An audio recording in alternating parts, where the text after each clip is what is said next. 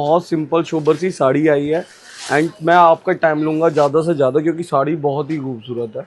Designing देखिएगा, रेशम thread का बहुत खूबसूरत सा बॉर्डर आएगा साड़ी पे। अगर आप सिंपल सोबर प्रिंटेड साड़ियाँ कैजुअल वियर पहनना पसंद करते हैं तो इस तरह की साड़ी आपको पसंद आएगी, जिसमें ये फैब्रिक टसल्स है कोनों में एंड ये Q2 सा बॉर्डर आएगा उसके पल्लू पे, बहुत खूबसूरत सा सिंपल सा डार्क शेड का, उस पर सिरोस लगा हुआ आएगा।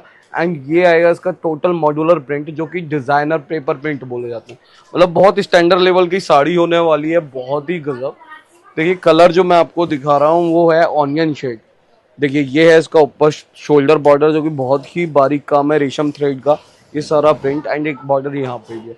रेंज होने वाला है 1695, 1695 रुपये। शिफॉन फैब्रिक की बहुत खूबसूरत सी प्रिंटेड साड़ी है एंड कॉटन सिल्क का ब्लाउज। कलर दोनों ही बहुत खूबसूरत है, तो जल्दी बुक कीजिएगा, लिमिटेड स्टॉक है। बहुत प्यारा कलर है ये भी आपका, सी ग्रीन शेड।